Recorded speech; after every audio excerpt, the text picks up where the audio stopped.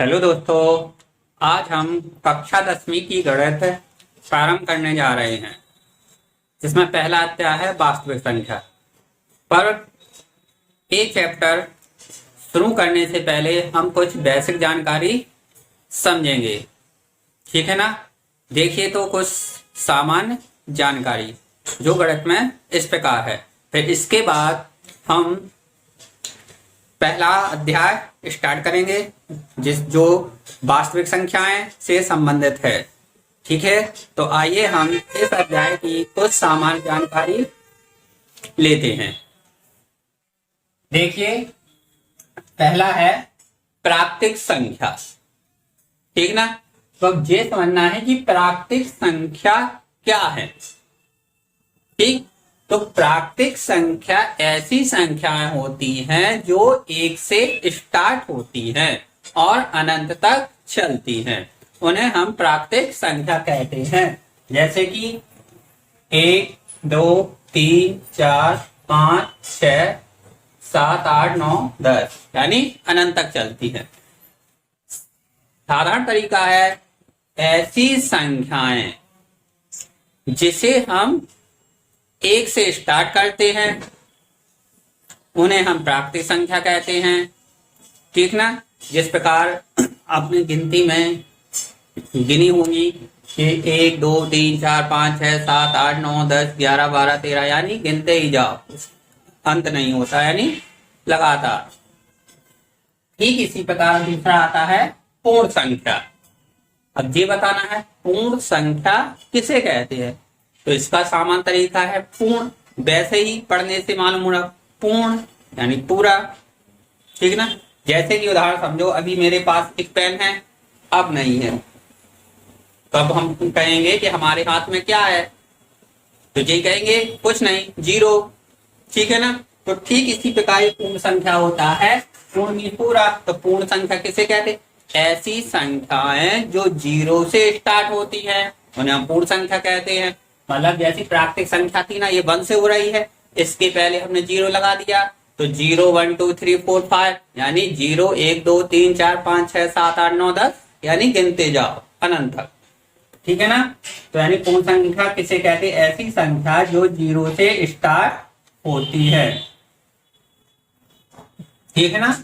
तो ये है, आ गया ना समझ में। प्राकृतिक संख्या और पूर्ण संख्या, प्राकृतिक 1 से, पूर्ण 0 से, ठीक। इसके बाद तीसरा है पूर्णांक संख्या।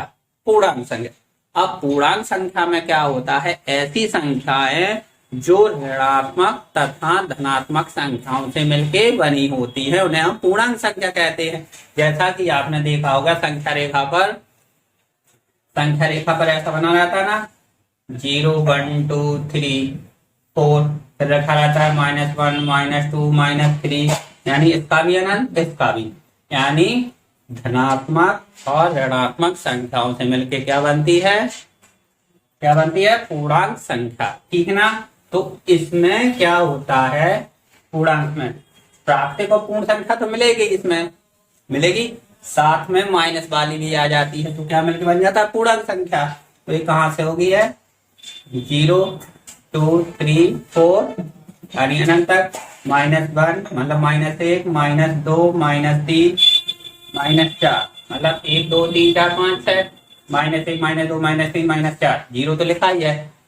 तो यानी धनात्मक और ऋणात्मक संख्याओं से मिलकर क्या बनती है, पूर्णांक संख्या, ठीक है ना। इसके बाद आता है परिमेय संख्या। तो परिमेय संख्या को समझिए, ऐसी संख्याएं जिन्हें हम P/Q के रूप में लिख सकते हैं उन्हें परिमेय संख्या कहते हैं। जैसे 2/3 हुआ, 4/5 हुआ, ये सब परिमेय संख्या है, ठीक है ना।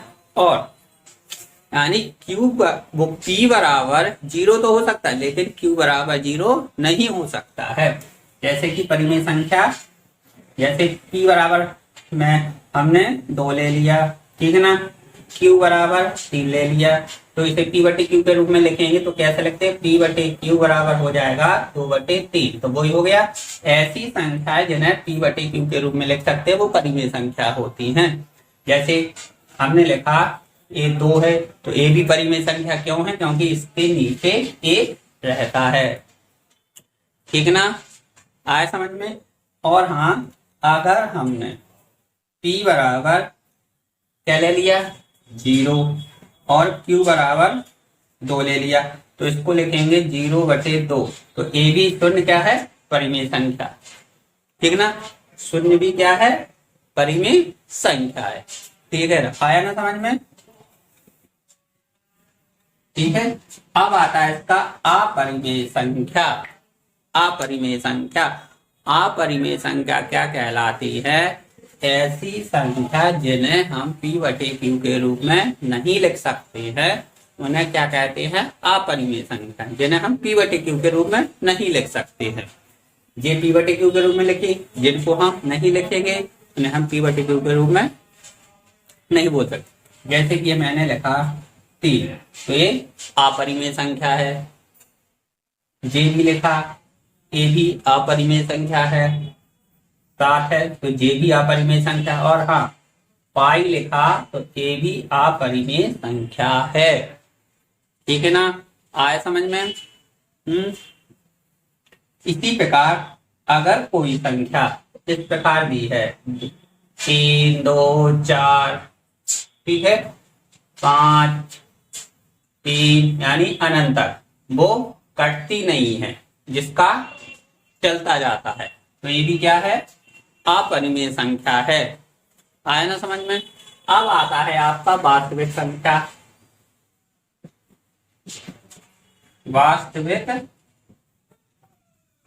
संख्या, वास्तविक संख्या वे संख्या होती है जिनमें परिमेय और अपरिमेय संख्या होती है। यानी वास्तविक संख्याओं में क्या मिला होता है? परिमेय भी होती है उसमें और अपरिमेय संख्या होती है। तो इसके लिए हम लिख देंगे वास्तविक संख्या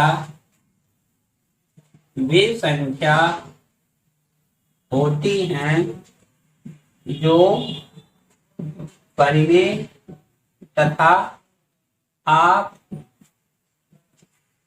अपरिमेय से मिलकर बनती हैं। ठीक है ना, यानी जितनी भी ये संख्या है सब वास्तविक संख्याएं हैं। आए ना समझ में? इसके लिए एग्जाम्पल लिख लो। 2/3 हुआ, 4 हुआ, 3 हुआ, 8 हुआ, 3, 2, 4, ये हुए, ये सब वास्तविक संख्या है।